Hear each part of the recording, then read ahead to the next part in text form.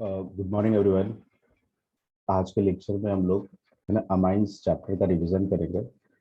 Amines जो chapter है उसमें एक मैकेनिज्म हम पढ़ते हैं, है ना। एक इंटरमीडिएट है नाइट्रिन्स, नाइट्रिन्स के बारे में डिस्कस करेंगे और नाइट्रिन्स रिलेटेड कौन कौन से मैकेनिज्म है ना, कौन कौन से रिएक्शंस में वो उसका एप्लीकेशन है वो हम देखेंगे।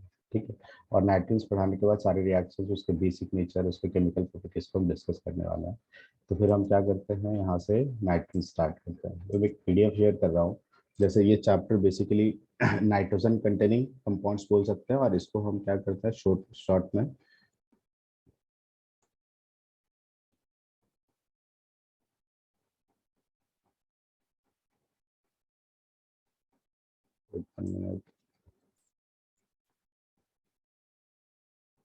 तो इसको शॉर्ट में हम क्या बोलते हैं, अमाइंस बोलते हैं। ठीक है।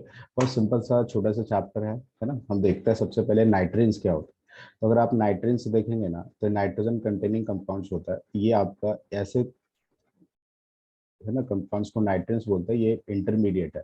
तो नाइट्रेंस जो हम लिख रहे हैं, नाइट्रेंस क्या are also intermediate like carbocation, carb anion, free radical. जो आप पढ़ते हो कि carbocation, carb anion, free radical, वैसे ही क्या है, नाइट्रेंस एक इंटरमीडिएट है। अब अगर काउंट करेंगे तो 2 to 4 और एक बॉन्ड पेयर है तो 6 इलेक्ट्रॉन होगा और न्यूट्रल एटम है तो it is electron deficient neutral containing nitrogen atom. तो नाइट्रोजन एटम है और 6 ही इलेक्ट्रॉन है, 2 to 4 और एक बॉन्ड पेयर से 2 इलेक्ट्रॉन, 6 इलेक्ट्रॉन। तो क्या है, ये इनऑक्टेट भी है। इनऑक्टेट मतलब इलेक्ट्रॉन डेफिशिएंट है। अब अगर इसका कैरेक्टरिस्टिक पढ़ेंगे तो ये मोनोवेलेंट होता है। टोटल 6 इलेक्ट्रॉन होते हैं इसके आउटर मोस्ट शेल में। ठीक है। आपने जैसा काउंट किया 1 2 3 4 5 6। न्यूट्रल है, इस पर कोई चार्ज नहीं होता है। इनऑक्टेट है क्योंकि 8 इलेक्ट्रॉन से कम है। और हम इसे क्या बोलते हैं, इलेक्ट्रोफाइल या इलेक्ट्रॉन लविंग ग्रुप या इलेक्ट्रॉन डेफिशिएंट आप बोल सकते हो। ठीक है। ये इसके कैरेक्टरिस्टिक हो गए। फिर इसके बाद अगर आप पढ़ेंगे तो सेकंड क्या है, फॉर्मेशन ऑफ नाइट्रेंस। हाँ, अब ये बहुत इंपॉर्टेंट है कि नाइट्रेंस का फॉर्मेशन कैसे करता है ना। देयर आर टू मेथड्स है ना बाय विच है ना फॉर्मेशन ऑफ नाइट्रेंस टेक्स प्लेस। एक हम लेते हैं फ्रॉम डाइजो कंपाउंड्स। याद रखना है बच्चा कि डाइजो जो कंपाउंड्स होता है ना वो हमेशा ऐसा ही होगा, है ना। जहाँ जहाँ कहीं पे भी आपको ऐसे कंपाउंड्स दिख जाए, ये क्या है, डाइजो कंपाउंड्स, है ना। और ये डाइजो कंपाउंड्स है। कुछ काम है क्या, है ना। तो इसको हम क्या बोलते हैं, डाइजो कंपाउंड्स। अब अगर डाइजो कंपाउंड्स है, आप अगर इस पे असाइन करेंगे फॉर्मल चार्ज तो यहाँ पे पॉजिटिव चार्ज आएगा, यहाँ पे नेगेटिव चार्ज आएगा। फॉर्मल चार्ज आप असाइन कर सकते हैं या तो प्रॉपर आप ये ध्यान में रख लें। अब अगर देखेंगे तो ये नेगेटिव सिंगल डबल बॉन्ड है तो इसका क्या है, ये रेजोनेंस है ना, कॉन्जुगेशन में।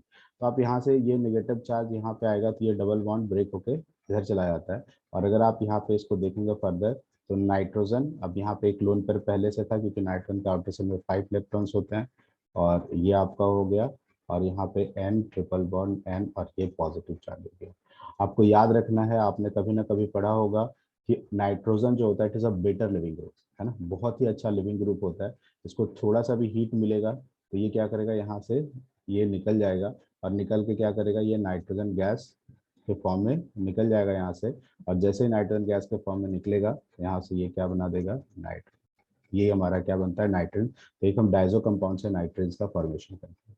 अब सिंपल देखना, ये ग्रुप है और यहाँ पे आर लगा हुआ है। तो आर के जगह पे कुछ भी हो सकता है, एच हो सकता है, CH3 हो सकता है, कोई भी दूसरा ग्रुप लगा हो सकता है। तो सिंपल क्या करना है, ये नाइट्रोजन को निकाल देना है यहाँ पे और नाइट्रोजन बनेगा, है ना। जैसे यहाँ पे हमने बनाया। अब अगर कुछ एग्जांपल्स देखेंगे तो जैसे H N double bond N double bond ऐसा दिख रहा है तो आप डायरेक्टली यहाँ पे लिख सकते हैं कि एच हो गया, एन डबल बॉन्ड ऐसा, और ये बन गया आपका नाइट्रोजन। और अगर आप साथ में लिखना चाहते हैं तो नाइट्रोजन गैस निकल। सिमिलरली CH3 एन ऐसा दिया हुआ है तो यहाँ से अगर लिखना चाहते हैं तो आप ये लिख सकते हैं CH3, है ना, एन, है ना। ये आपका क्या बन गया, नाइट्रोजन। वैसे अगर आप इसका देखना चाहेंगे, फिर से अगर आप देखेंगे ये डाइजो कंपाउंड्स है, फिर से वही बनेगा, है ना। नाइट्रोजन निकाल दे आप, है ना, यहाँ से S double bond O double bond O और एन यहाँ से आप रेफर कर सकते हैं। ऐसे ये नाइट्रोजन है। आप एक और यहाँ पे पढ़ेंगे तो यहाँ से अगर देखेंगे तो फिर से वही कहानी है, ये निकल जाएगा तो ये आपका क्या बन गया, CH3 सी डबल बॉन्ड ओ और ये आपका क्या बन गया, एन। ये नाइट्रोजन। ठीक है। इसके बाद ना ये जो कंपाउंड्स बना है ना, ऐसे अगर कंपाउंड बने CH3 सी डबल बॉन्ड एन, है ना, ऐसा नाइट्रेट, तो इसमें ना हम एक रीअरेंजमेंट कराते हैं। उस रीअरेंजमेंट को हम बोलते हैं उल्फ रीअरेंजमेंट। क्या बोलते हैं बच्चा, उल्फ रीअरेंजमेंट।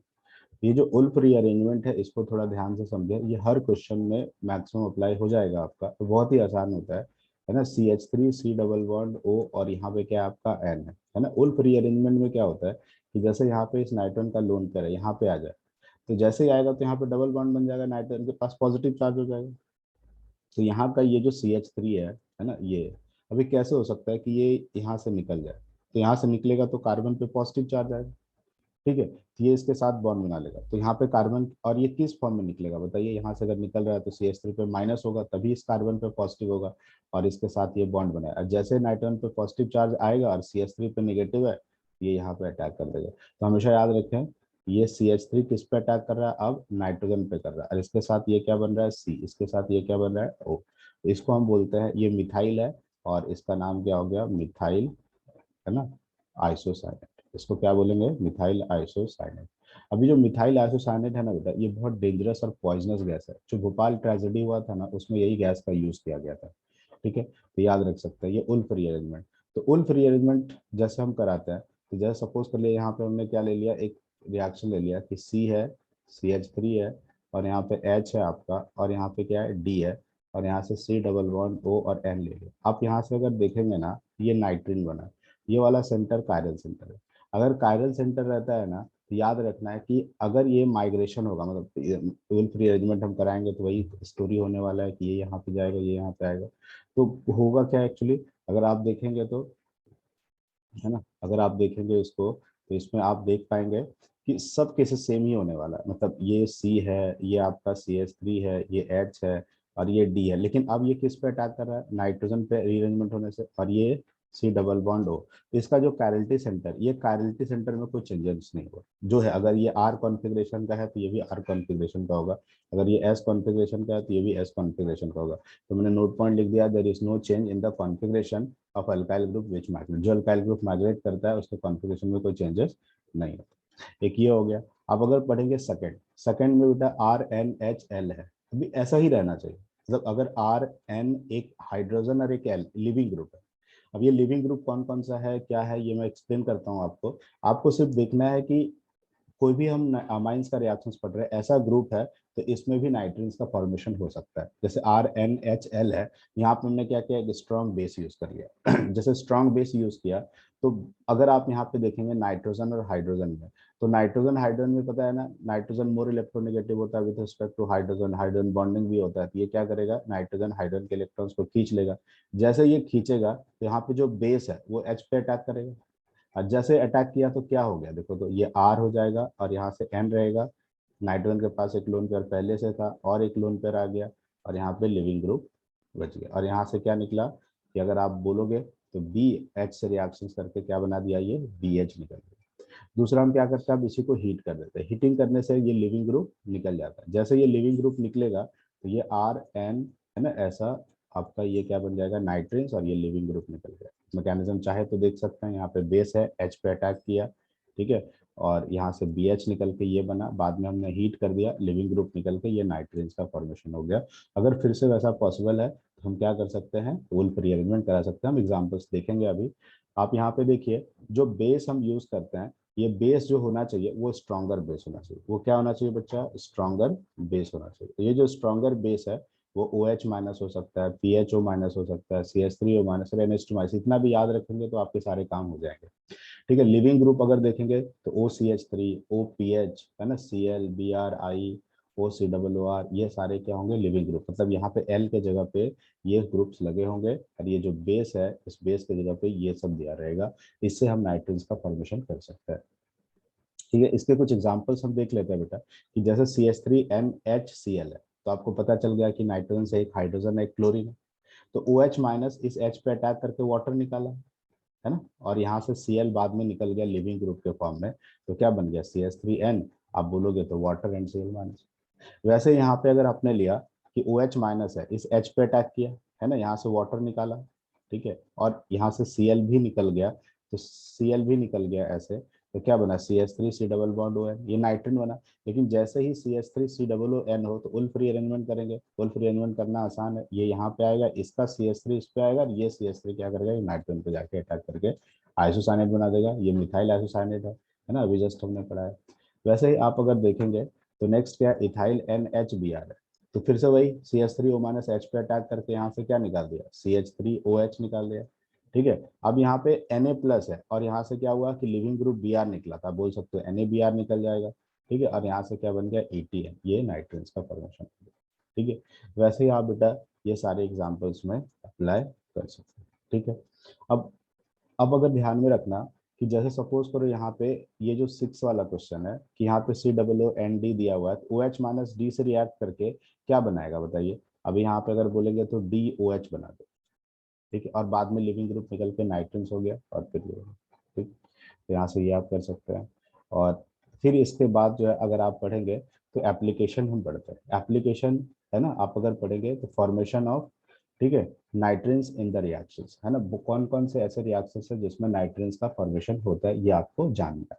ठीक है, तो इसमें अगर आप देखेंगे ना बेटा, जो हमारे सिलेबस में जो एनसीईआरटी के अकॉर्डिंगली है, ये हॉफमैन ब्रोमाइड डिग्रेडेशन रिएक्शन ही पढ़ना है, दूसरा नहीं पढ़ना है। ठीक है, लेकिन अगर आप जानना चाहते हैं, मैं एक बार रिवाइज करा सकता हूँ। हॉफमैन ब्रोमाइड डिग्रेडेशन रिएक्शंस में हम क्या पढ़ते हैं, ये तो पढ़ा, फिर एक लोजन रिएक्शंस पढ़ते हैं, एक कर्टियस रिएक्शन पढ़ते हैं, एक सीमित रिएक्शंस पढ़ते हैं, एक बैकमैन, है ना, ये थोड़ा सा यहाँ पे गलत लिखा गया है ना, बैकमैन रीअरेंजमेंट रिएक्शंस होते हैं। क्या होता है बेटा, बैकमैन रीअरेंजमेंट, है ना, रिएक्शन। तो ये बैकमैन रीअरेंजमेंट रिएक्शंस हम पढ़ते हैं। ये 5 मोस्ट पॉपुलर रिएक्शंस होते हैं, ठीक है, नाइट्रेन से। लेकिन हमारे लिए जो इंपॉर्टेंट होता है हॉफमैन ब्रोमाइड डिग्रेडेशन होता है। आप अगर लोजन कर्टियस स्मिथ ध्यान में रख सके तो ठीक है, बट हॉफमैन ब्रोमाइड डिग्रेडेशन जरूर याद रखना, क्योंकि this is very important for entrance. तो हम सबसे पहले हॉफमैन ब्रोमाइड डिग्रेडेशन देखो, क्या होता है ना कि अगर आप हॉफमैन ब्रोमाइड डिग्रेडेशन रिएक्शंस पढ़ेंगे तो हर रिएक्शंस के शॉर्टकट्स होते हैं, है ना, लेकिन उसमें भी आपको कम से कम एटलीस्ट ये तो जानना पड़ेगा ना कि इसमें एक्चुअली करते क्या है, क्या क्या होता है ना, ये सारी चीजें आपको जानना चाहिए। अब देखिए, यहाँ पे हमने क्या लिया, RCOONH2 ये लिया, इसका रिएक्शन हम किससे कराते हैं, ब्रोमीन और KOH से। ठीक है, और ये क्या बनता है, अमाइन बनता है, कार्बन डाइऑक्साइड गैस, KBr, ये सब निकलता है। ठीक है, इसके लिए एक इंपॉर्टेंट पॉइंट है, हमेशा याद रखना कि नोट पॉइंट ये बहुत ही इंपॉर्टेंट है, substituted amide do not give Hoffmann bromide reaction degradation reaction. बेटा अगर आप देखेंगे अमाइड लिखते हैं तो ये C++ONH2 अमाइड होता है, इसको हम अमाइड बोलते हैं। अब यहाँ से एक हाइड्रोजन को निकाल दिया, और हाइड्रोजन निकालने के बाद हमने यहाँ पे क्या किया, कोई एक दूसरा अल्काइल ग्रुप यहाँ पे लगा दिया। ठीक है, तो सब्सटीट्यूटेड अमाइड हो गया, ये अमाइड था, हाइड्रोजन को सब्सटीट्यूट कर दिया आर से, तो सब्सटीट्यूटेड अमाइड हो गया। इस H के जगह पे भी R लिख सकते हैं, लेकिन सब्सटीट्यूटेड अमाइड है तो do not give Hoffmann bromide degradation reaction. तो देखो, एक तो ये क्वेश्चन आ गया कि सब्सटीट्यूटेड अमाइड जो है वो हॉफमैन ब्रोमाइड डिग्रेडेशन रिएक्शन नहीं देगा, तो ये कॉन्सेप्ट आ गया। ठीक है, अब दूसरे मन में आ गया कि क्यों नहीं देगा, तो उसको समझने के लिए हमें प्रॉपर मैकेनिज्म समझना पड़ता है, तब हम समझते हैं कि क्यों नहीं देगा। ठीक है, तो हम देखते हैं इसके मैकेनिज्म से। आप देखो बहुत ही आसान है, अभी जो आपने सीखा उसी से हम पढ़ते हैं कि RCOONH2 है। जैसे अगर आप देखेंगे RCOONH2, तो फर्स्ट फर्स्ट वही देखेंगे, नाइट्रोजन हाइड्रोजन में नाइट्रोजन मोर इलेक्ट्रोनेगेटिव है विद रिस्पेक्ट टू हाइड्रोजन, तो क्या करेगा, हाइड्रोजन के इलेक्ट्रॉन्स को खींचेगा, तो OH- जो बेस है वो अटैक करके वाटर मॉलिक्यूल निकाल देगा, RC++ONH। फर्स्ट स्टेप का काम हुआ, फर्स्ट स्टेप क्लियर हुआ। सेकंड स्टेप में बेटा अगर आप देखेंगे तो यहाँ पे ब्रोमीन है, तो अगर यहाँ पे जैसे ब्रोमीन है तो ब्रोमीन के पास एक वेकेंट ऑर्बिटल होता है, यहाँ से क्या करेंगे, ये अगर ये इधर शिफ्ट होता है तो तब यहाँ का लोन पेयर, अगर ये ब्रोमीन है तो ये लोन पेयर यहाँ पे अटैक करेगा, ये एरो से दिखाना चाहिए हमें। तो जैसे दिखाएगा यहाँ पे, तो क्या होगा, ये लोन पेयर अटैक किया इस पे, ये यहाँ पे ब्रोमीन चला जाएगा, तो RCOONH Br हो जाएगा। ठीक है, अब यहाँ पे जैसे NHBr आया, तो अब देखिए ये वाला सेकेंड केस हो गया क्या हमारा, सेकेंड केस जिसमें मैंने आपको बताया था कि NHBr होगा, ये बताया था आपको। अब फिर से हम बेटा RCOONH है, तो हमने OH- बेस यूज किया था, वाटर को निकालेगा। अब जैसे वाटर को निकालेगा और फिर सेकंड स्टेप में Br निकल जाएगा, तो बताओ ये बनेगा, और इसका उल्फ रीअरेंजमेंट कर दिया तो ये आइसोसाइनेट बन गया। तो ये आइसोसाइनेट हमने बना लिया। अब एक बार जब आइसोसाइनेट बन जाता है तो हम क्या करते हैं, वाटर यूज करते हैं, और जैसे वाटर यूज करोगे ना, इसका भी मैकेनिज्म है, बट शॉर्टकट याद रखें, है ना, कि अगर वाटर है तो इसको ऐसे अरेंज करें और यहाँ से इसको ऐसे कट कर दें, तो यहाँ से RNH2 बने। ठीक है, याद रखना है आपको, ये सिंपल सा स्टेप, तो आपका काम हो जाएगा। तो हमने देखो आइसोसाइनेट बनाया, कैसे बनाया, तो पहले ही बनाया था, फिर से एक बार बता देता हूँ, है ना। मैकेनिज्म में सबसे पहले मैकेनिज्म बेटा देखो एक्सट्रीम केस में मैकेनिज्म यूज करेंगे हम लोग, लेकिन ये पूरा कॉन्सेप्ट होता है। अगर बताओ यहाँ पे एक हाइड्रोजन यूज हुआ, थर्ड स्टेप में और एक हाइड्रोजन यूज हो रहा है, तो दो हाइड्रोजन चाहिए ना रिएक्शंस को प्रोसेस कराने के लिए। और अगर आप सब्स्टिट्यूटेड अमाइड ले लोगे तो एक ही हाइड्रोजन रहेगा, तो रिएक्शंस प्रोसेस नहीं होगा। इसलिए बोला substituted amide do not give Hoffmann bromide degradation reaction.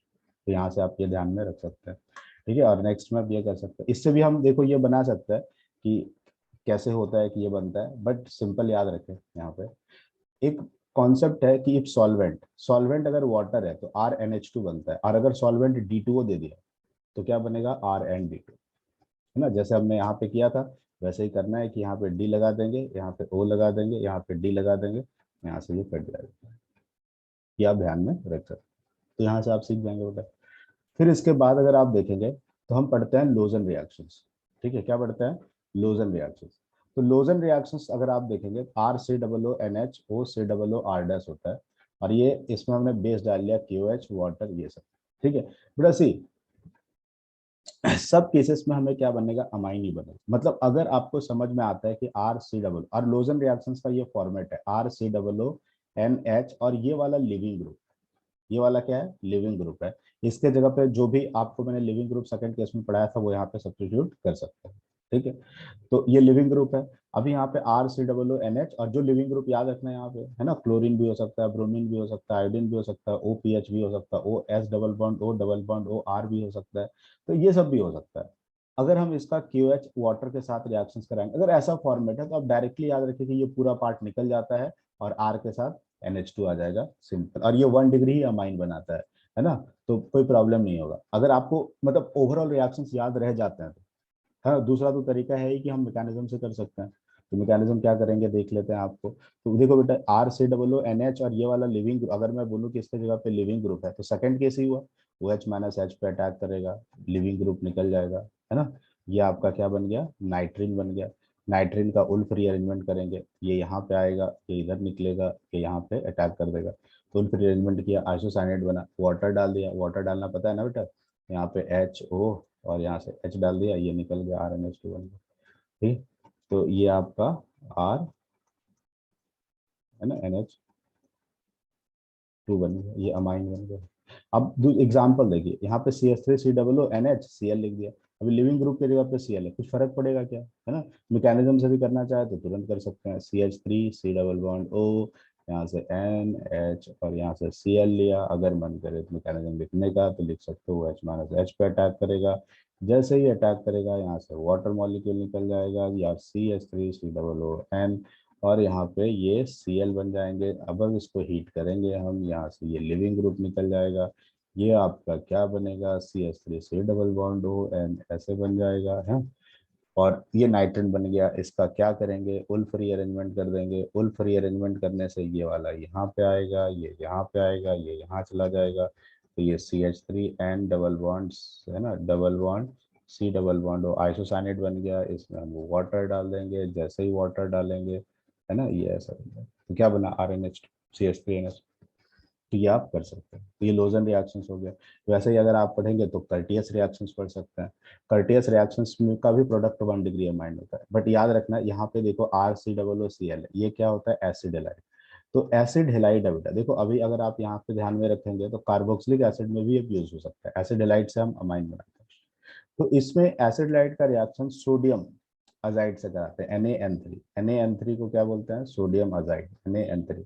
और सेकंड स्टेप में OH- वाटर डाल के हीट करते हैं, तो ये 1 डिग्री अमाइन बनता है। अब देखो ना, लगता है कि एसिड लाइट से अमाइन बन रहा है, मतलब कहीं ऐसा लगता ही नहीं कि कैसे बन जाएगा, मतलब बस सर्कल करके हम नहीं बता सकते, है ना। लेकिन अभी हम क्या कर सकते हैं, इसके मैकेनिज्म्स को अगर एक बार समझ ले कि अच्छा ये एसिड लाइट है, इसमें ये करते हैं, तो आराम से किया जा सकता है।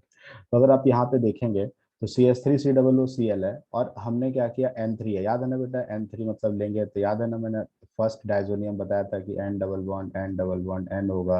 अगर आप देखोगे तो ये माइनस और ये प्लस होगा, ऐसे बताया था, याद है ना। तो अगर यहाँ पे अगर लिखेंगे Na+ और N- हो जाएगा। तो यहाँ से अगर आप लिखेंगे भी तो RC ऐसा लिख सकते हैं, Cl। और यहाँ से अगर आप लिखेंगे तो Na, यहाँ से यही लिख देना आपने, यहाँ से ये निकाल दो। तो तो आर सी डबल बॉन्ड ये बन जाएगा। ये कौन सा कंपाउंड हो गया? डाइजो कंपाउंड, जो फर्स्ट वाला था। और एक बार जब डाइजो कंपाउंड बन जाता है तो इससे हम नाइट्रोजन बना सकते हैं। यहाँ पे नाइट्रोजन पे नेगेटिव चार्ज है, ये यहाँ पे, ये यहाँ पे जाएगा, है ना। और इससे क्या करो, बना लो ये, और इसका उल्फ रीअरेंजमेंट कर दो। उल्फ रीअरेंजमेंट करोगे ये आ जाएगा, फिर इसका, है ना, ये कैसे, ठीक है, अमाइन बन जाएगा। वैसे R C double O R है, अब देखो ईस्टर में भी अप्लाई कर सकते हैं। अब एक्चुअली क्या है, R C double O C L, C L मतलब हमें अगर प्रॉपर लिखना चाहिए तो R C double O C L आप ऐसे लिख सकते हो, R C double O L. L क्या है? Living group. अब लिविंग ग्रुप क्या क्या है पता है ना आपको, तो लिविंग ग्रुप के फॉर्म में आप कर सकते हो। ठीक है, जैसे यहाँ पे R C double O R दे दिया, कुछ फर्क नहीं पड़ेगा, वैसा ही रिएक्शन प्रोसीड होकर आरएनएस2 बनाएगा, है ना। इसके मैकेनिज्म सेम ही है। ठीक है, इसके कुछ क्वेश्चन है उससे रिलेटेड, है ना, you can check by yourself. और इसके बाद अगर आप देखेंगे तो नेक्स्ट हम क्या पढ़ते हैं, सीमित रिएक्शन। अगर आप सीमित रिएक्शंस पढ़ोगे तो एसिड से अमाइन बनाते हैं। तो अभी एसिड से अमाइन बना रहे हैं तो फिर कार्बोक्सिलिक एसिड में भी ये यूज हो सकता है। तो अगर आप एसिड से अमाइन बना रहे हैं तो इसका भी मैकेनिज्म देख लेते हैं। बहुत आसान है बेटा, HN3 है, इसको हाइड्राजोइक एसिड बोलते हैं। क्या बोलते हैं इसको? Hydrazoic acid. क्या बोलते हैं बच्चा इसको? Hydrazoic acid. ये जो हाइड्राजोइक एसिड है ना, इसका मैकेनिज्म हम देखते हैं। तो R C double O H होता है। अब यहाँ देखो ना, कुछ फर्क नहीं पड़ेगा, देखो ना, तुरंत आपसे हो जाएगा। कैसे हो जाएगा? R C double O H acid है और इसमें हाइड्राजोइक एसिड यूज कर रहे हैं, वही। अब जैसे दिया, ये वाटर मॉलिक्यूल निकल गया। अब जैसे वाटर मॉलिक्यूल निकला तो देखो आ गया क्या आपका, डाइजो कंपाउंड आ गया ना, डाइजो कंपाउंड। ये डाइजो कंपाउंड बन गया। अगर लिखना है तो प्लस माइनस लिखो, फिर इसका मैकेनिज्म करा दो, है ना। है ना, तो ये क्या बन जाएगा, R C double bond O. जितना आप बार आप लिखोगे ना उतना आपको समझ में आएगा। यहाँ पे नेगेटिव नेगेटिव चार्ज मतलब वन लोन पेयर होता है, और यहाँ पे आपका ऐसा पॉजिटिव हो जाएगा। हीट करेंगे इसको तो नाइट्रोजन बेटर लिविंग ग्रुप होता है, निकल जाएगा। ये आपका R C double bond O और ये एन बन जाएगा, है ना। ये आपका नाइट्रोजन बन गया। इसके बाद हम इसका क्या करा दे बेटा, उल्फ रीअरेंजमेंट करा दे। उल्फ रीअरेंजमेंट कराएंगे, ये वाला यहाँ पे आता है, ये वाला यहाँ पे आएगा, ये यहाँ पे चला जाएगा। तो R N double bond C double bond, अब आइसोसाइनेट बन गया। अब इसमें हम क्या करते थे, वाटर डाल देते थे। वाटर डालोगे तो एच ओ और एच होगा, वाटर डालोगे तो RnH2 बनेगा, D2O डालोगे तो RnD2 बनेगा। ऐसा कर सकते हैं, ठीक है। तो ये आपका क्या है कि एसिड से हम RnH2 बनाते हैं अमाइन। कैसे बनाते हैं आई होप आपको समझ में आ गया होगा, ठीक है। फिर हम नेक्स्ट करते हैं बेटा बैकमैन रीअरेंजमेंट। ये भी बहुत आसान है। अगर इसका शॉर्टकट आप याद रखो तो वो और बेस्ट है। आप मैकेनिज्म भी सीख सकते हो, mechanism is more important, but Beckmann rearrangement में बस एक पॉइंट याद रखना कि migration takes place from anti position of with respect to H और anti position of O H. अब एंटी पोजिशन क्या होता है कि जैसे ये ओ एच है, ओ एच का जो R2 है ये वाला सेम साइड है, तो सिन पोजिशन बोलते हैं। और ओ एच का ये वाला पोजिशन को एंटी पोजिशन बोलते हैं। कुछ नहीं करना रहता है, आप यहाँ से क्या करो कि ये जो ओ एच है यहाँ से हटेगा, ठीक है। तो यहाँ पे कीटोन बना दो और इसका जो अल्काइल ग्रुप है माइग्रेट करेगा, तो ये R1 इस नाइट्रोजन के पास आ जाएगा और OH का H यहाँ पे आएगा, ठीक है। ये पूरा ऐसे समझना है रीअरेंजमेंट में कि R1 OH के जो एंटी पोजिशन का R1 है वो नाइट्रोजन पे आएगा, ठीक है। OH से कीटोन बनाएगा यहाँ पे और ये हाइड्रोजन होगा। अब आपको समझना है कि सर ये हुआ कैसे, तो हम ये कर सकते हैं अच्छे से। देखो अगर आप यहाँ से लिखेंगे तो अगर मेरे से पूछेंगे यहाँ से लिखना, तो जैसे सपोज करो हमने लिख दिया यहाँ पे C है, डबल बॉन्ड N लिखा, कैसे भी लिख सकते हो बेटा, कुछ फर्क नहीं पड़ेगा, है ना। आप इसे, है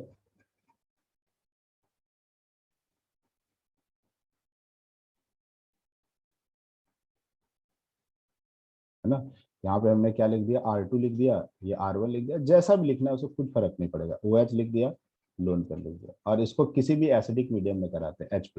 अब पता इस लोन पेयर, ऑक्सीजन के पास लोन पेयर है, लोन पेयर इस H+ पे अटैक करेगा। जैसे ये अटैक करेगा तो ये क्या बन जाएगा आपका R1, और ये आपका क्या हो जाएगा R2 और डबल बॉन्ड N, और यहाँ से क्या हो गया OH और H पॉजिटिव चार्ज, ये कोऑर्डिनेट कोवलेंट बॉन्ड बना लिया। अब जैसे ये बनाएगा तो यहाँ से वाटर निकल जाएगा। अब जैसे वाटर निकलेगा तो नाइट्रोजन पे कौन सा चार्ज छोड़ के जाएगा, पॉजिटिव, है ना। अब मैंने क्या बताया था कि माइग्रेशन होता है, कहाँ से माइग्रेशन होगा, with respect to anti position. तो एंटी पोजिशन होगा तो मतलब ये वाला यहाँ पे जाएगा, तो R1 माइनस बन जाएगा। अब जैसे R1 माइनस बनेगा तो इस नाइट्रोजन पे अटैक कर देगा। अब क्या होता है कि आपके पास ये अगर बना है ना, तो क्या होता है कि जैसे ये R1 जा रहा है, एक स्टेप अगर आप चाहो तो लिखना लिख सकते हो। यहाँ से निकलेगा तो पॉजिटिव होगा, R2 हो जाएगा, और डबल बॉन्ड क्या हो गया N, और यहाँ से क्या हो गया आपका R1 हो गया। अब देखो हमारे पास वाटर है, है ना, कैसे, क्योंकि वाटर निकला है सोल्यूशन में, तो ऑक्सीजन का लोन पेयर यहाँ पे अटैक कर देगा। और जैसे ये अटैक करता है तो सी बन जाएगा ओ एच, और एच आप यहाँ पे पॉजिटिव चार्ज बोल सकते हैं, ये R2 हो जाएगा डबल बॉन्ड, है ना, यहाँ पे क्या हो जाएगा N, ठीक है, और ये R1 हो जाएगा। ठीक है, आप अगर देखेंगे बेटा इसके पास लोन पेयर है ना, इसके पास क्या है आपका लोन पेयर है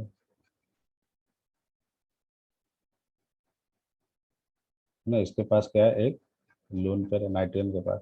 अब बताइए, देखिए ऑक्सीजन पे पॉजिटिव चार्ज कभी भी स्टेबल नहीं होगा, तो ये हाइड्रोजन के इलेक्ट्रॉन्स को खींच लेगा। जैसे ये हाइड्रोजन के इलेक्ट्रॉन्स को खींचेगा तो ऐसा बनेगा, ये अब इधर लिख देते हैं हम, तो यहाँ पे क्या हो गया, और नाइट्रोजन का लोन पेयर क्या करेगा, इस H+ पे अटैक कर देगा,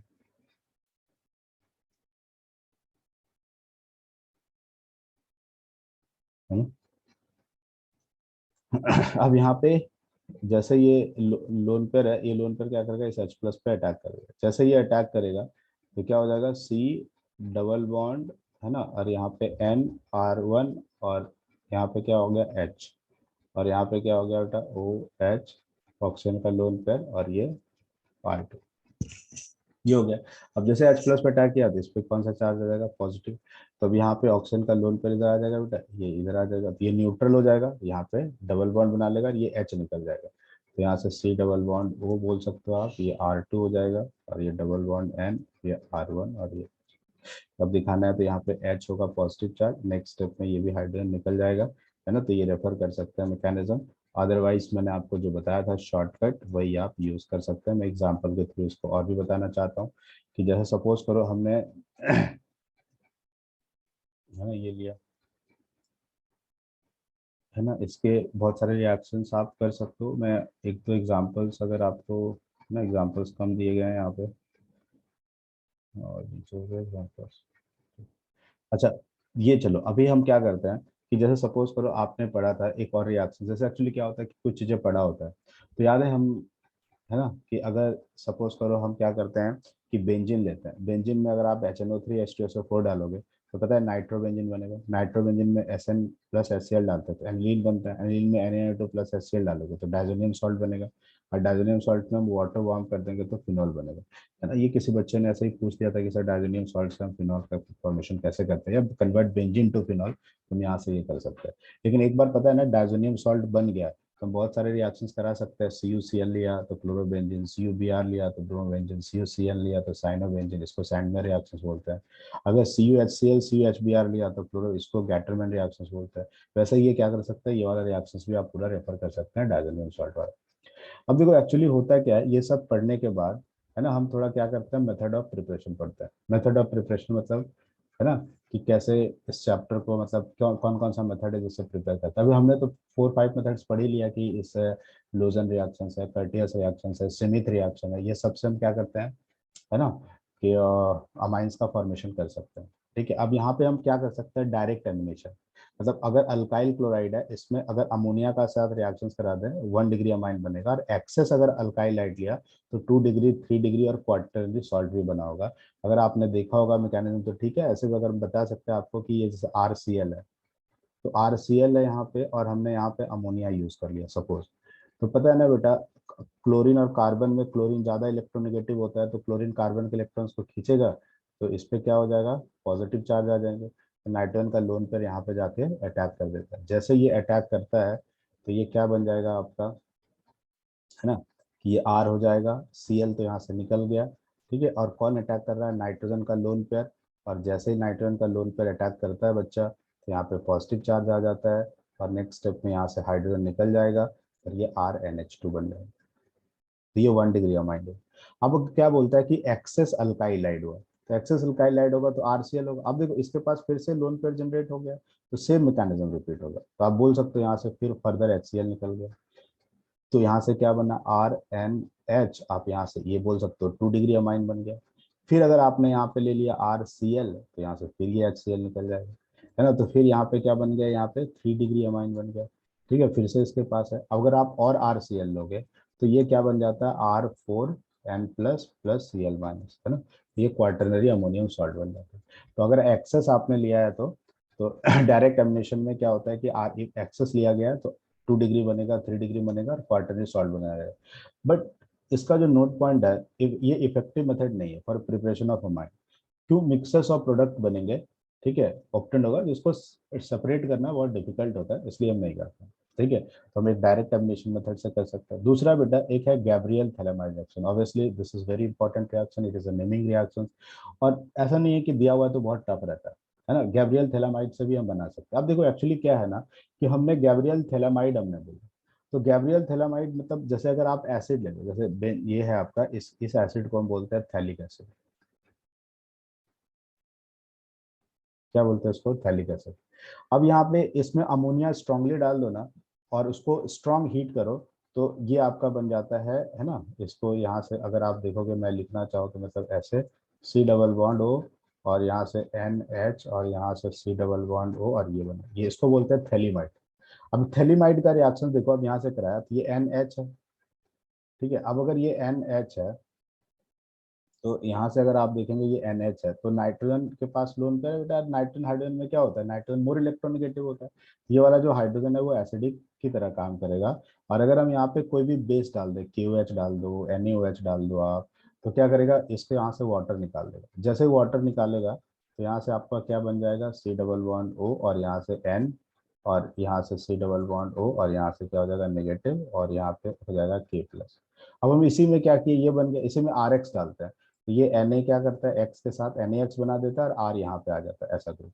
अब हम जैसे वाटर डालते हैं ना, तो इसका अरेंजमेंट आपको ध्यान में रखना पड़ेगा, कि वाटर डालते हैं तो इसका HOH याद रखना, और ये यहाँ से अमाइन बन जाएगा ऐसे निकल के, ठीक है। तो ये 1 डिग्री अमाइन बन गया थैलिक एसिड, ठीक है। इसका क्या है, इस रिएक्शंस का एडवांटेज भी है और डिसएडवांटेज भी है। मतलब गैब्रियल थेरेपी जैसे ऊपर वाला रिएक्शन हम पढ़ रहे थे, तो इसमें मिक्सर्स ऑफ प्रोडक्ट बन रहे थे 1 degree, 2 degree, 3 degree. But Gabriel phthalimide से ओनली 1 डिग्री अमाइन बनता है। क्या बनता है? Only 1 degree amine. और अराइल लाइट का फॉर्मेशन हम इससे नहीं कर पाते, है ना। तो ये आप याद रख सकते हैं। तो इसके बाद बेटा अब तो रिडक्शन होता है, कि अगर आपके पास साइनाइड है तो रिड्यूसिंग एजेंट यूज कर दो, तो ये अमाइन में कन्वर्ट कर देगा। लिथियम एल्यूमिनियम हाइड्राइड और जो हाइड्रोजन प्लैटिनम आप यूज करो, ये सब क्या है? रिड्यूसिंग एजेंट होता है। साइनाइड को किस में कन्वर्ट करता है? अमाइन को।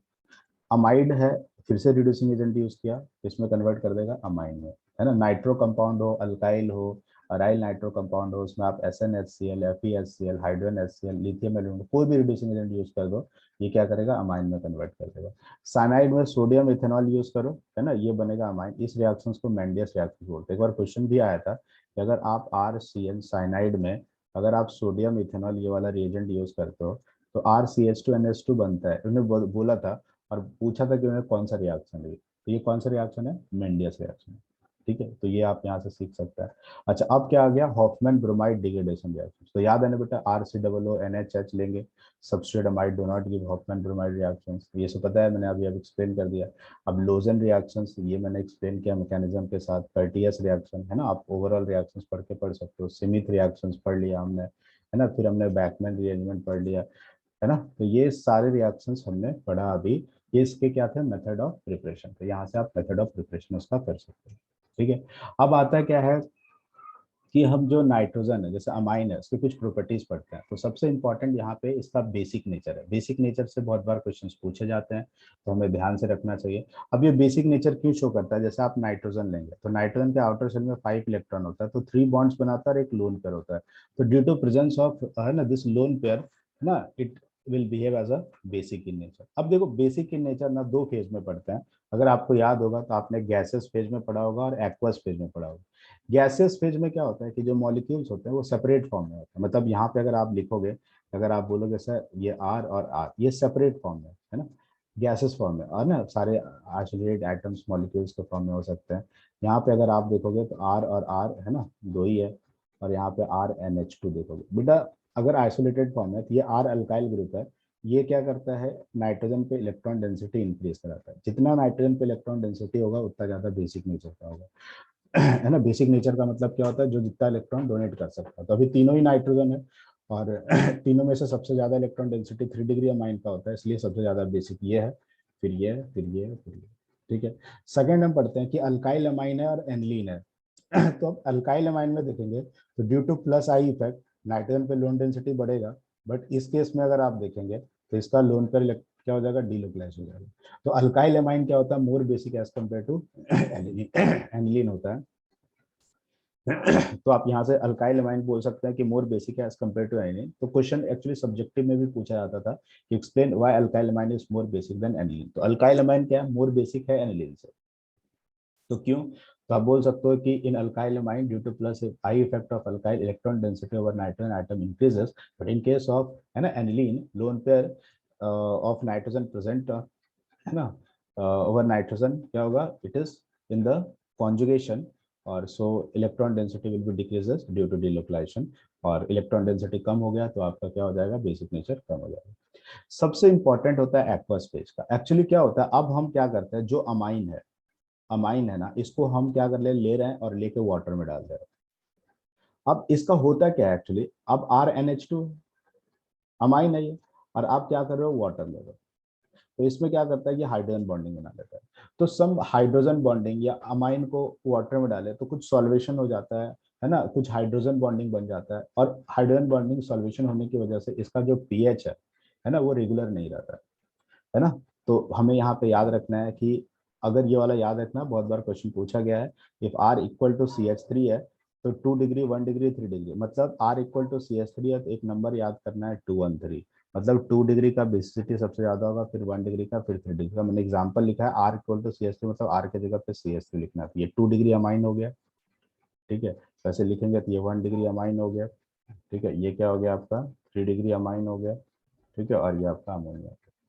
और अगर CH3 नहीं है, R की जगह पे इथाइल हो, प्रोपाइल हो, तो उस केस में हम क्या करते हैं बेटा, 231 याद करते हैं। अच्छा, एक चीज याद रखने का बेस्ट तरीका है, 2 डिग्री अमाइन तो चलो ठीक है लिख ही दिया, 2 R not equal to CH3 है। अब यहाँ पे अगर आप देखेंगे तो R इक्वल टू CH3 है तो लोअर अल्काइल है, R not equal to CH3 है, इसका मतलब इथाइल प्रोपाइल है, तो वो हायर अल्काइल ग्रुप है। तो lower alkyl lower number, higher alkyl higher number, लेकिन होगा दोनों में 2 डिग्री कॉमन। तो 231 213 231 आप याद रख के है ना, याद रख सकते हो, ठीक है। कुछ क्वेश्चन है अरेंज अकॉर्डिंग टू है ना बेसिक नेचर, है ना, arrange according to basic nature हमें अरेंज करना है। तो बेटा देखिए यहाँ पे CH3 माइनस दिया हुआ नाइट्रोजन ऑक्सीजन फ्लोरीन, ये अलोंग द पीरियड है। अगर अलोंग द पीरियड रहता है ना तो हमें क्या देखना पड़ता है, इलेक्ट्रोनेगेटिविटी, ये टर्म याद रखना। अब होता क्या है कि कार्बन नाइट्रोजन ऑक्सीजन क्लोरीन है, तो सबका इलेक्ट्रोनेगेटिविटी, अगर हम सबका साइज ऑलमोस्ट सेम होगा तो इलेक्ट्रोनेगेटिविटी का फैक्टर देखता है।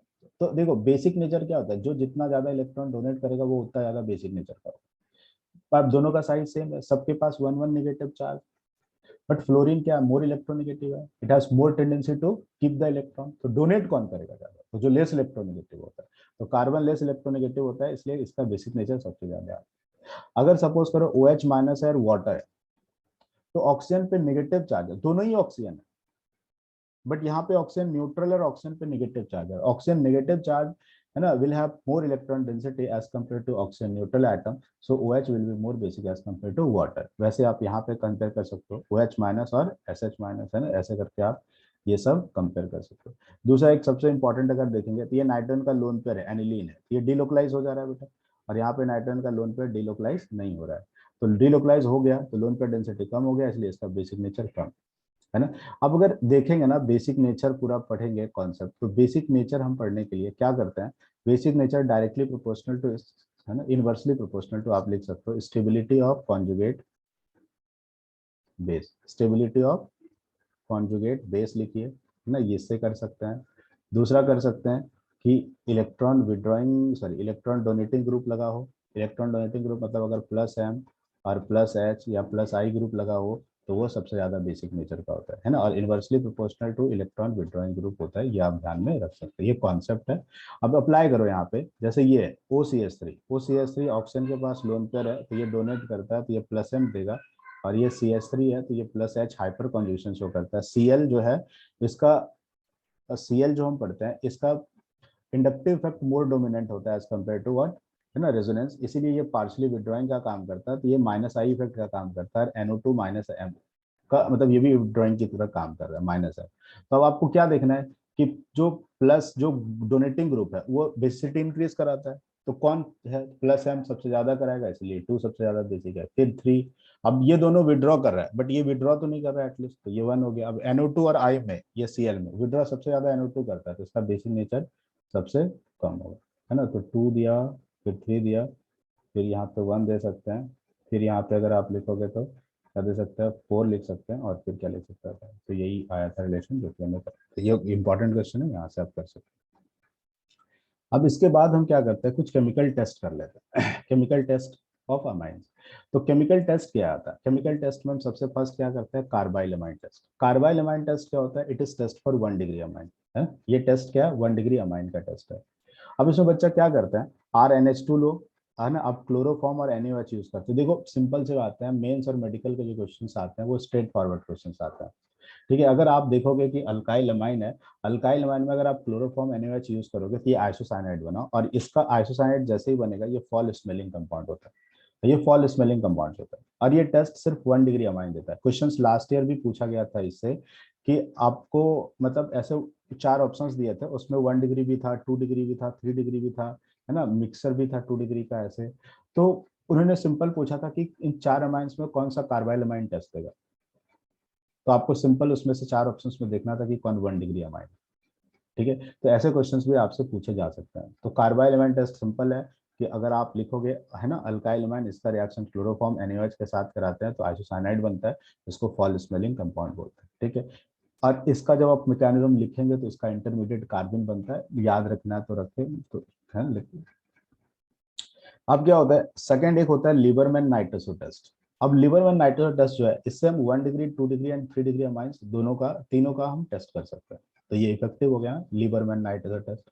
अब देखो बेटा, होता बहुत आसान है, कि जैसे सपोज करो आपने, एक्चुअली क्या होता है कि जो HNO2 है, इसके बारे में अगर हमने P ब्लॉक में पढ़ा था, तो जो HNO2 होता है इसको नाइट्रस एसिड बोलते हैं। नाइट्रस एसिड अनस्टेबल एसिड होता है ना, और it exist only in aqueous solution, in the form of solution. HNO2 को आप स्टोर करके नहीं रख सकते, इसलिए जब कभी भी हमें रिएक्शंस में रिक्वायर्ड होता है ना, तो HNO2 क्या करता है, फ्रेशली प्रिपेयर्ड करता है। इसलिए एरो पे लिखा रहता है NaNO2 प्लस HCl। जब NaNO2 का रिएक्शन HCl से होता है ना, तब ये और तुरंत रिएक्शंस में क्या बना लेता है, HNO2, और HNO2 बन के वापस रिएक्शंस करता है जो भी सबस्ट्रेट है उसका। अब अगर सपोज करो HNO2 हमने बना लिया, तो HNO2 का स्ट्रक्चर आप देखोगे ऐसा स्ट्रक्चर होता है ना। इस ऑक्सीजन के पास लोन पेयर है। अब HCl लिया तो बहुत सारे H+ के मॉलिक्यूल होंगे, इसके ऑक्सीजन के लोन पेयर इस पर अटैक कर दिए। जैसे ये अटैक किया तो यहाँ से ये N डबल बॉन्ड O बन गया, यहाँ पे पॉजिटिव चार्ज बन गया। अब ऑक्सीजन पे पॉजिटिव चार्ज स्टेबल नहीं होगा, क्योंकि एक इलेक्ट्रोनेगेटिव एलिमेंट होता है। तो फिर यहाँ से हम क्या कर सकते हैं, ये यहाँ से निकल जाएगा, और जैसे ही निकलेगा तो वाटर मॉलिक्यूल निकल गया, और N double bond O positive charge बन गया। ये एक टाइप का बोल सकते हो इलेक्ट्रोफाइल भी है बेटा, और इस इलेक्ट्रोफाइल को हम क्या बोलते हैं, नाइट्रोसोनियम आयन, नाइट्रोसोनियम आयन, ठीक है। अब यही आप डायरेक्टली अटैक कर सकते हो रिएक्शन में। अगर 1 डिग्री अमाइन है, तो 1 डिग्री अमाइन का रिएक्शन अगर हम NaNO2 HCl से कराते हैं तो डाइजोटाइजेशन हो जाता है, RN2 प्लस Cl माइनस। मैंने जैसे अभी अभी आपको थोड़ी देर जैसे मैंने पढ़ाया कि अगर आपको याद होगा ये रिएक्शन, कि हम यहाँ पे क्या पढ़ते हैं, बेंजीन पढ़ते हैं, बेंजीन, एनिलीन पढ़ लें, एनिलीन ले लिया। एनिलीन में याद होगा बच्चा कि हमने NaNO2 प्लस HCl यूज करते हैं 0 to 5 डिग्री सेल्सियस पे, ठीक है। तो ये क्या बन जाता है आपका, अगर आप देखोगे तो डायजोनियम सॉल्ट बन जाता है N2 प्लस Cl माइनस। ये डायजोनियम सॉल्ट जो होता है ना, जो बेंजीन डायजोनियम सॉल्ट बनता है वो स्टेबल होता है, क्यों, क्योंकि रेजोनेंस हो जाता है इसमें। लेकिन यहाँ पे RN2 प्लस Cl बनता है ना, अल्काइल डायजोनियम सॉल्ट, ये जो बनता है बच्चा, वो क्या होता है आपका, हाईली अनस्टेबल होता है। ये क्या होता है, हाईली अनस्टेबल होता है, और ये हाईली अनस्टेबल है।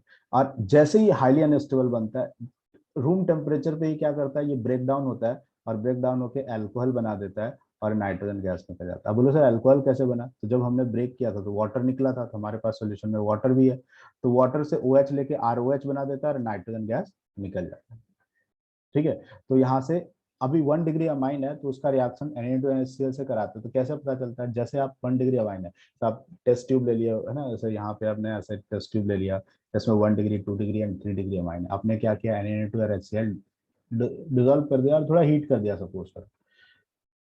तो जो 1 डिग्री अमाइन है वो तुरंत क्या करता है, उससे गैस निकलना स्टार्ट करेगा। अब जैसे ही गैस निकलेगा तो आपको पता चल जाएगा कि उस 1 डिग्री अमाइन है। तो evolution of nitrogen gas shows 1 degree. अब यहाँ से ये कर सकते हैं। और बेटा इससे ये जो क्वेश्चन है, इससे क्वेश्चन भी पूछे गए थे, है ना। क्वेश्चन ऐसा पूछा गया था एक बार, है ना, कि ऐसे दे दिया था, है ना, ऐसे करके बड़ा सा क्वेश्चन ऐसे बना दिया था, लेकिन क्वेश्चन में कुछ नहीं था, वो NH2 है ना, इसका रिएक्शंस बोला NaNO2 प्लस HCl से कराएगा तो क्या बनेगा। अब ये देखो 1 डिग्री अमाइन है, NH2 है, तो अब जैसे 1 डिग्री अमाइन है तो Na2HCl से कराएंगे और हीट कर दिया थोड़ा सा, तो अभी ये तो बेंजीन ही रह जाएगा, लेकिन यहाँ से क्या बनेगा, डायजोनियम सॉल्ट बनेगा जैसे बन रहा था। बट ये अल्काइल डायजोनियम सॉल्ट बन रहा है ना, तो ये हाईली अनस्टेबल होगा, तो ये तुरंत क्या करेगा, डिकम्पोज हो जाएगा, और डिकम्पोज होकर क्या कर सकता है बच्चा, है ना, यहाँ पे ये अल्कोहल का फॉर्मेशन कर देगा, ये आपको याद रखना, ठीक है। तो और यहाँ से नाइट्रोजन गैस निकल जाएगी, ठीक है। तो ये क्वेश्चन एंट्रेंस में आया हुआ था, तो आप यहाँ से ध्यान रख सकते हैं कि कोई भी अगर 1 डिग्री अमाइन आपको दिख रहा है NaCl के साथ रिएक्शन करा रहा है, तो वो अल्कोहल का फॉर्मेशन करता है, ठीक है।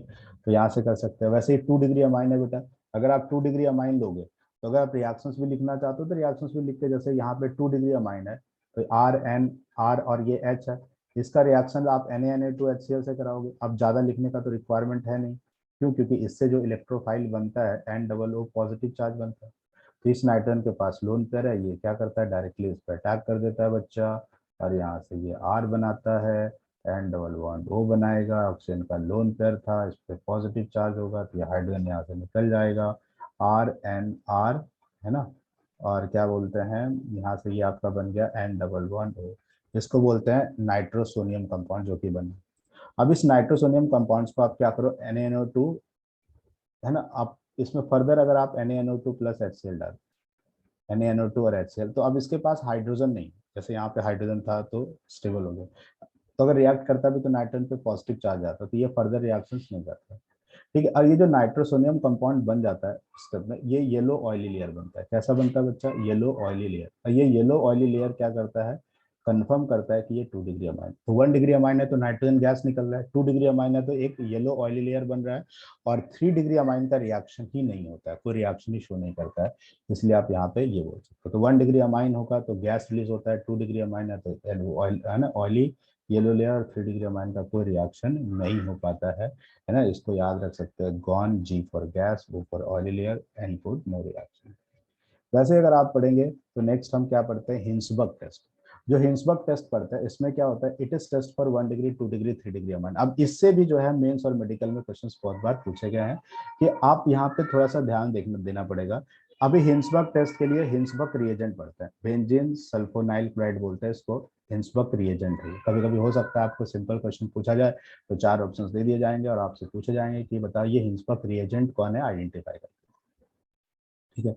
अब अगर यहाँ से देखेंगे RNH2 है, और यहाँ पे ये आपने लिखा Cl H double bond O ऐसे लिखा, तो फर्स्ट स्टेप में क्या हुआ, ये HCl निकल गया, और जो हिंसबर्ग रिएजेंट होता है वाटर में डिजोल्व करोगे तो सोल्यूबल हो गया, ठीक है। तो अब यहाँ पे ये बन गया, अभी यहाँ पे 2 हाइड्रोजन था, एक हाइड्रोजन निकल गया यहाँ से बेटा HCl के फॉर्म में, अभी एक हाइड्रोजन और है इसके पास, तो ये नाइट्रोजन का देखो लोन पेयर है, ये लोन पेयर इधर डिलोकलाइज होगा, तो ये हाइड्रोजन इसके रिस्पेक्ट में बहुत ज्यादा एसिडिक नेचर का हो जाता है।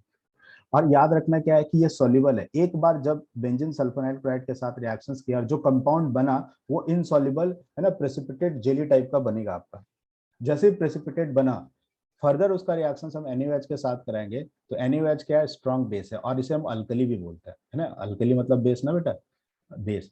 तो ये क्या करेगा, H प्लस से रिएक्शंस करके ये बना लेगा और ये सॉल्युबल होगा। तो आप थोड़ा सा नोटिस कीजिए कि 1 डिग्री अमाइन है, उसको हिंसबर्ग रिएजेंट के साथ फर्स्ट स्टेप में रिएक्शंस कराया तो एक इनसॉल्युबल कंपाउंड बना, और उस इनसॉल्युबल कंपाउंड को हमने NaOH में जब डिसॉल्व किया तो वो सॉल्युबल हो गया। मतलब पहले सॉल्युबल था हिंसबर्ग रिएजेंट, इसको जब हम रिएक्शंस कराए 1 डिग्री अमाइन के साथ तो जो प्रोडक्ट बना वो इनसॉल्युबल हुआ, और बाद में जब हमने अल्कली से रिएक्शंस कराया तो वो क्या हो गया, सॉल्युबल हो गया, ठीक है। तो अल्कली के साथ रिएक्शंस कराने से सॉल्युबल हुआ। अब दूसरा देखते हैं 2 डिग्री अमाइन का, 2 डिग्री अमाइन का रिएक्शंस कराते हैं तो ये इनसॉल्युबल बना, बट अब इसके पास कोई हाइड्रोजन है ही नहीं, देखो इस कंपाउंड में कोई हाइड्रोजन है क्या, तो कोई एसिडिक हाइड्रोजन नहीं है, तो बेस के साथ हमने रिएक्शंस कराया तो कोई रिएक्शंस नहीं हुआ। तो 1 डिग्री कंपाउंड पहले हिंसबर्ग रिएजेंट के साथ कराया 1 डिग्री अमाइन तो इनसॉल्युबल कंपाउंड बना, बट NaOH के साथ रिएक्शंस कराया तो वापस से डिसॉल्व हो गया।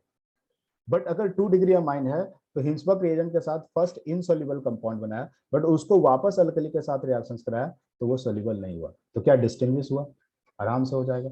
और 3 डिग्री का रिएक्शंस होता ही नहीं है, वो सॉल्युबल है, वो इनसॉल्युबल बनेगा ही नहीं, तो आराम से हम क्या कर सकते हैं, डिस्टिंग्विश कर सकते हैं, ठीक है। एक और भी टेस्ट होता है, हॉफमैन मस्टर्ड ऑयल टेस्ट पड़ता है। हॉफमैन मस्टर्ड ऑयल टेस्ट क्या होता है, it is test for only 1 degree amine, ये 1 डिग्री अमाइन का टेस्ट होता है। ठीक है। अभी 1 डिग्री अमाइन का टेस्ट मतलब अगर आप लिखोगे अल्काइल अमाइन है ना, 1 डिग्री अमाइन, इसमें है ना कार्बन डाइसल्फाइड यूज करते हैं, इसका आप कार्बन डाइसल्फाइड मतलब CH2 है ना, आप इसका स्ट्रक्चर देखोगे ऐसे, सी ऐसे देखेंगे आप, ऐसे होगा। तो यहाँ पे देखेंगे तो पार्शियल नेगेटिव होगा, पार्शियल पॉजिटिव, तो अगर नाइट्रो अमाइन है, नाइट्रोजन के पास लोन पेयर है, तो यहाँ पे अटैक करके रिएक्शन बनाए।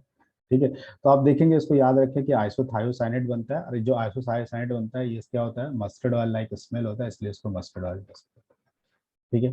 2 डिग्री अमाइन के साथ रिएक्शंस नहीं करता है, 3 डिग्री अमाइन के साथ रिएक्शंस नहीं करता है, कोई पंजेंट स्मेल नहीं देगा, ये याद रखें। ठीक है। अब थोड़ा अगर और पढ़े, और भी एक टेस्ट है कि हॉफमैन मेथड टेस्ट होता है। हॉफमैन मेथड टेस्ट में हम क्या करते हैं कि ये जो है C double bond O OET है, अब तो ये एनसीईआरटी के सिलेबस में नहीं है, तो नहीं भी याद रहा तो इतना फर्क नहीं पड़ेगा। तो 2 मोल्स ऑफ RnH2 के साथ रिएक्शंस कराया, तो यहाँ पे ये बन गया डाइथाइल अमाइड, है ना, सॉलिड फॉर्म में। तो 1 डिग्री अमाइन है तो ये बना सॉलिड फॉर्म में। 2 डिग्री अमाइन है तो क्या बनता है, इसमें ऑक्साइम ईस्टर बनता है ना, डाइथाइल, यहाँ पे दोनों अमाइड बन रहा है, यहाँ पे एक ईस्टर बनेगा। ठीक है। और 3 डिग्री अमाइन आप लोगे तो इसके साथ कोई रिएक्शंस नहीं करेगा, तो ये। अब नेक्स्ट अगर पढ़ेंगे, एक क्या होता है न्यूक्लियोफिलिक रिएक्शन। न्यूक्लियोफिलिक रिएक्शंस अगर आप देखेंगे तो जो अमाइंस है वो क्या शो करता है, न्यूक्लियोफिलिक रिएक्शन शो करता है। तो 1 degree 2 degree act as a nucleophile, but 3 degree amines जो है वो शो नहीं करता है न्यूक्लियोफाइल की तरह। क्यों? क्योंकि अगर आप 3 डिग्री के पास कोई एसिडिक हाइड्रोजन नहीं होता है, इसलिए वो शो नहीं करता है। याद रखना कि अगर 1 डिग्री अमाइन है तो RnH2 होता है। ठीक है। और अगर 2 डिग्री अमाइन है तो यहाँ पे एक हाइड्रोजन होता है, और 3 डिग्री अमाइन के पास जो है एक भी हाइड्रोजन नहीं होता है। तो अगर पूछे तो 1 degree 2 degree amine act as a nucleophile, but 3 degree amine do not show nucleophilicity because of absence of acidic hydrogen. Actually होता क्या है बेटा, अगर ये नाइट्रोजन का लोन पेयर अगर किसी को डोनेट करता है तो इस पर पॉजिटिव चार्ज आएगा, तो इसके पास हाइड्रोजन है, हाइड्रोजन से इलेक्ट्रॉन्स लेके न्यूट्रल हो जाएगा, लेकिन इस केस में न्यूट्रल नहीं हो पाएगा, एक नाइट्रोजन इलेक्ट्रोनिगेटिव एलिमेंट है, और नाइट्रोजन पे पॉजिटिव चार्ज अनस्टेबल होता है। ठीक है, इसलिए वो नहीं करता है। अब अगर आप यहाँ पे देखेंगे RCOOCl है बेटा, इसका रिएक्शन R डैश NH2 के साथ करा दिए, तो बहुत ही आसान सा रिएक्शन होता है बेटा। यहाँ से यहाँ पे R डैश करा दिए, यहाँ से HCl निकाल दो, यहाँ से ये बन गया, सब्सटीट्यूटेड अमाइड बन गया। आप एसिड एलाइड के साथ कर सकते हो, एसिड एनहाइड्राइड के साथ भी सेम ही रिएक्शन होगा। अगर आप यहाँ से अगर ऐसे करना चाहो NH और ये R डैश, तो यहाँ से एक एसिड निकाल दो यहाँ से, और ये इसके साथ ये भी सब्सटीट्यूटेड अमाइड ही बनेगा और एसिड बन गया। ठीक है। आप फॉस्जिन के साथ रिएक्शन करा सकते हो, RnH2 का रिएक्शन फॉस्जिन के साथ कराओगे तो ये क्या बनेगा, आइसोसाइनेट बनेगा। ठीक है। अब आइसोसाइनेट कैसे बनेगा, बोलोगे सर कैसे बन रहा है, ये नहीं पता, हम नहीं चल रहा है। तो सिंपल सा रिएक्शन है बेटा, ये C डबल बॉन्ड O, ये Cl है, ये Cl है, यहाँ से ये HCl निकाल दो, और ये क्या बन जाएगा RN, है ना, N डबल बॉन्ड C, ये आइसोसाइनेट। ठीक है। ये फॉस्जिन के साथ रिएक्शंस एम्स में क्वेश्चन पूछा गया था, तो यहाँ से आप देखें। Reactions with aldehyde and ketone, obviously बेटा अल्डिहाइड और कीटोन्स का रिएक्शंस हम अल्काइल अमाइनर्स के साथ करते थे। तो आपको याद रखना है क्या, कोई भी अल्डिहाइड और कीटोन्स होगा ऐसे, और हमने याद है आपको बताया था, है ना, अल्डिहाइड कीटोन्स वाले चैप्टर्स में आपने पढ़ा होगा, है ना, अमोनिया और अमोनिया डेरिवेटिव के साथ रिएक्शंस कराते थे, ये यहाँ से निकल जाए। तो अगर आप अल्डिहाइड कीटोन का रिएक्शंस किससे कराते हो, अल्काइल अमाइन से, तो ये बनता है, इसको स्कीप बेस बोलते हैं। ठीक है, ये भी हमने पढ़ा था। और formation of quaternary ammonium salt, है ना, इस रिएक्शन का नेचर E1CB होता है, ये बहुत ही इंपॉर्टेंट रिएक्शन है, इससे भी क्वेश्चंस पूछे जाते हैं। ठीक है। अभी होता क्या है एक्चुअली कि इस केस में देखोगे ना, तो बेसिकली हमेशा ये वीक लिविंग ग्रुप के प्रेजेंस में होता है, और ये जो ग्रुप होता है वो वीक लिविंग ग्रुप होता है। अब यहाँ पे Ag2 और AgOH क्या होता है ना कि आप E1CB रिएक्शंस के लिए अगर आप ध्यान में रखोगे, तो मैं आपको बताना चाहता हूँ कि जैसे सपोज करो अगर आप यहाँ पे क्वेश्चन लोगे ना, CH3N है, पॉजिटिव चार्ज है, ये CH3 है, ये CH3 है, और ये आपका CH2 एंड CH, ऐसे आपने। अब यहाँ पे कोई बेस है OH माइनस है, तो OH माइनस किसी H प्लस पे अटैक करेगा, है ना। तो ये हमेशा याद रखना कि इस केस में ना मोस्ट स्टेबल कार्बन आयन बनना चाहिए। क्या बनना चाहिए, E1CB रिएक्शन में मोस्ट स्टेबल कार्बन आयन बनना चाहिए। अब बेटा देखो, अगर इस पे कार्बन आयन बनाए मतलब, तो ये 1 डिग्री कार्बन आयन होगा, लेकिन इस, अगर थोड़ा ध्यान से देखना, है ना, हमें ध्यान से देखना है कि जो कार्बन आयन बनना चाहिए वो क्या होगा, जो 1 डिग्री जो कार्बन आयन बनेगा वो क्या होना चाहिए, मोस्ट स्टेबल होना चाहिए। ठीक है, तो यहाँ पे हम क्या करते हैं कि अगर आप देखेंगे तो जैसे सपोज करो अभी यहाँ पे, और 1 degree carbon most stable carbon बनेगा, और most stable carbon forms at beta carbon. ये याद रखना, इस रिएक्शन का सबसे इंपॉर्टेंट है, most stable carbon forms at beta carbon. Elimination reaction होता है बेटा, तो यहाँ पे तो ये अगर नाइट्रोजन के एडिशन कार्बन को अल्फा बोलेंगे, ये अल्फा बोलेंगे, ये अल्फा बोलेंगे, लेकिन इसमें अल्फा बीटा एक ही बीटा है। तो अगर एक ही बीटा होगा तो OH माइनस यहाँ पे जो H है इस पे अटैक करेगा और यहाँ से वाटर निकाल देगा, और ये बनता है आपका CH3। मैं एक और एग्जांपल लेके बताता हूँ आपको। ये CH3 और ये क्या होता है CH2, और यहाँ से H प्लस निकल गया तो CH2 नेगेटिव। अब यही यहाँ पे आता है और ये यहाँ पे चला जाता है, जाके ये क्या करता है CH3 थ्राइस ना, ये N बनाता है, और यहाँ पे ये ईथीन बन जाता है। जैसे ईथीन, ये क्वेश्चन एंट्रेंस में पूछे गए हैं, सेम क्वेश्चन। अब यहाँ पे अगर आप मेरे से पूछोगे तो और मैं क्वेश्चन बता सकता हूँ कि यहाँ से देखिए एक क्वेश्चन मैं ऐसा ले रहा हूँ, थोड़ा ध्यान से सोचिएगा इसको, है ना। CH2 ले लिया, CH ले रहे हैं, और यहाँ पे हमने ले लिया सपोज करो N, हमने यहाँ पे क्या ले लिया, N ले लिया, तो यहाँ पे इसको भी CH2 ले लो। अब भी यहाँ से हमने CH3 ले लिया, यहाँ से आप देखो ये CH2 CH3 ले लो, और अगर आपको इधर लेना है तो, अरे यार शिट,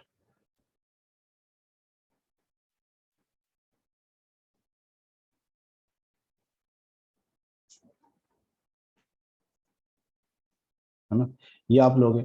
अब यहाँ से अगर आपको एक और लेना पड़ेगा, एक और यहाँ से अगर आप लोगे तो CH2 एंड CH3 अगर हमने ले लिया, और यहाँ पे नाइट्रोजन पे पॉजिटिव चार्ज हमेशा इसी में अप्लाई होता है। अब यहाँ पे अगर हमने सिल्वर ऑक्साइड या OH माइनस आयन ले लिया, तो अब देखो यहाँ पे क्या होगा कि इसमें जो बीटा कार्बन है कौन कौन सा है, ये वाला बीटा कार्बन है, यहाँ पे निगेटिव चार्ज बनेंगे, यहाँ पे निगेटिव चार्ज बनेंगे, यहाँ पे निगेटिव चार्ज बनेंगे, बट सबसे ज्यादा स्टेबल कौन होगा, ये वाला होगा। क्यों? क्योंकि ये रेजोनेंस में पार्टिसिपेट कर रहा है, डीलोकलाइजेशन। तो हमें कुछ नहीं करना है, यहाँ से ये वाला जो है CH निगेटिव चार्ज बना, तो यहाँ पे क्या करेगा, ये निकल जाएगा, है ना, ऐसे इधर तो नहीं बना सकता, ये यहाँ पे आएगा और ये यहाँ से निकल जाएगा, और ये प्रोडक्ट आपको बना देगा ऐसे CH2 double bond, sorry CH double bond CH2, और यहाँ से जो भी है N के साथ जो भी था लिख दो CH3 CH2। बस आपको देखना है इस केस में क्या कि मोस्ट स्टेबल, है ना, बनना चाहिए कार्बोनाइल एट बीटा पोजिशन, और उसके बाद उससे अल्कीन बना दो, क्योंकि इससे अल्कीन बनता है। ठीक है, फिर इसके बाद देखेंगे इंपॉर्टेंट यूजफुल रिएक्शंस होता है कि ये अगर आप देखेंगे तो अगर मेटा पे पोजीशन पे NO2 है, अमोनियम बाइसल्फाइड है ना, अमोनियम बाइसल्फाइड यूज करो, या अमोनियम डाइसल्फाइड यूज करो, या सोडियम सल्फाइड यूज करो, तो ये क्या है, एक ही NO2 को NH2 में कन्वर्ट कर पाता है ना। तो convert only one NO2 to NH2, मतलब इसमें याद रखना ये स्पेसिफिक रिएक्शंस है, convert only one NO2 to NH2, है ना, स्पेसिफिक रिएक्शंस है, we have to learn it. ठीक है, अब बेंजीन से आपको ये बनाना है तो आप इसको ट्राई करें, देखो बेंजीन से नाइट्रेशन किया तो नाइट्रोबेंजीन हो गया, ऑक्सीडेशन, ठीक है, फिर से इसका नाइट्रेशन कर दिया तो ये बन गया, अमोनियम बाइसल्फाइड डाला तो ये इस पे फिनॉल बना दिया, देख सकते हो। ऑक्सीडेशन ऑफ अमाइंस, अमाइंस का करोगे तो ये क्या करेगा, है ना, पैराक्विनॉन बनेगा जो कि ब्राउन कलर का होता है। और लास्ट बचता है क्या, इलेक्ट्रोफिलिक एरोमेटिक सब्स्टिट्यूशन रिएक्शन। जो इलेक्ट्रोफिलिक एरोमेटिक सब्स्टिट्यूशन रिएक्शन है इसमें हम क्या करते हैं, नाइट्रेशन। एक्चुअली देखो यहाँ पे एनिलीन है ना, एनिलीन जो होता है ना, ये क्या होता है कि नाइट्रोजन के पास लोन पेयर है, तो ये एक्टिवेटिंग ग्रुप की तरह काम करता है। ठीक है, अगर एक्टिवेटिंग ग्रुप की तरह काम करता है तो कोई भी इलेक्ट्रोफाइल इसको ऑर्थो और पैरा पे अटैक करना चाहिए, जो बेसिक हमने पढ़ा है। लेकिन साथ में हमने पढ़ा इस चैप्टर में कि एनिलीन जो होता है वो बेसिक नेचर का होता है, अगर ये एसिड के प्रेजेंस में आता है, एसिड के कांटेक्ट में आता है, तो वो तुरंत रिएक्शंस करता है, बिकॉज एसिड बेस्ड रिएक्शंस क्या होता है, फास्टर रिएक्शंस होता है। और जैसे ये एसिड के साथ रिएक्शंस करता है ना, जैसे H प्लस के साथ, तो ये डीएक्टिवेटिंग ग्रुप का, है ना, ये बन जाएगा NH3 पॉजिटिव चार्ज। अब जैसे ये NH3 पॉजिटिव चार्ज बनता है ना, तो ये वाला पहले एक्टिवेटिंग था, तो कोई भी इलेक्ट्रोफाइल क्या करता था, ऑर्थो पैरा पे अटैक करता है, लेकिन जैसे ये एसिड के कांटेक्ट में आता है वो डीएक्टिवेटिंग बन जाता है, और जैसे ये डीएक्टिवेटिंग बनता है तो वो क्या करता है, मेटा पोजीशन पे अटैक करता है। किस पे अटैक करता है, मेटा पोजीशन पे। तो इस केस में हमें वही ध्यान रखना रहता है कि जो बेसिक नेचर है वो H प्लस से रिएक्शन कर रहा है। तो इस केस में बस याद हमें रखना रहता है कि जो बेसिक रिएक्शन है, जो एनिलीन बेसिक की तरह काम कर रहा है, इसके बेसिक नेचर को हम थोड़ा कम कर दें। आप कैसे कम कर सकते हैं, तो इसका रिएक्शन या तो आप किससे करा दो, एसिड हेलाइड के साथ करा दो, या तो एसिड एनहाइड्राइड के साथ करा दो। ठीक है, तो यहाँ से क्या निकल जाएगा, ये HCl निकल जाएगा, और HCl यहाँ से एसिड, अभी हमने ऊपर जस्ट पढ़ा था इस रिएक्शंस को, ये NH और यहाँ से C डबल बॉन्ड OR। अब इसका जो लोन पेयर है वो इधर भी डिलोकलाइज होगा और इधर भी डिलोकलाइज होगा, तो बेसिक नेचर इसका क्या हो जाएगा, कम हो जाएगा। बेसिक नेचर कम होगा तो फिर ये फर्दर रिएक्शंस कर सकता है और ऑर्थो पैरा पे अटैक करता है। तो वही नाइट्रेशन के केस में क्या है, एनिलीन इज मेड, है ना, एनिलीन जो बोलते हैं मोर रिएक्टिव होता है than benzene, and preferentially undergoes ortho and para position पे अटैक करता है। लेकिन नाइट्रेशन ऑफ जो एनिलीन होता है gives very low yield of, है ना, मेटा नाइट्रो एनिलीन। अब क्यों करता है, एनिलीन पावरफुल रिड्यूसिंग एजेंट है, तो most of the aniline decompose हो जाता है नाइट्रिक एसिड से और डीएक्टिवेटिंग ग्रुप का काम करेगा। और एनिलीन क्या होता है, बिंग बेसिक होता है, डिजोल्व होता है H2SO4 के साथ, और ये क्या करता है, डीएक्टिवेटिंग का काम करता है, इसलिए मेटा पे अटैक करता है। अगर आपको ऑर्थो पैरा पे चाहिए तो इसके साथ रिएक्शंस करके इसके बेसिक नेचर को कम करा दो, फिर नाइट्रेशन करो तो ऑर्थो पैरा पे आएगा, और बाद में उसका हाइड्रोलिसिस कर दो तो ये आ जाएगा। ठीक, वैसे ही बेटा हेलोजिनेशन है, ब्रोमीन वाटर डालोगे तो ऑर्थो पैरा ऑर्थो पे अटैक करता है ना, एनिलीन। और फिर जो है अगर आपको ऑर्थो पैरा बनाना है तो आप क्या कर सकते हो, CH3COCl और ये यूज करके एसिड एनहाइड्राइड यूज करके आप कर सकते हो।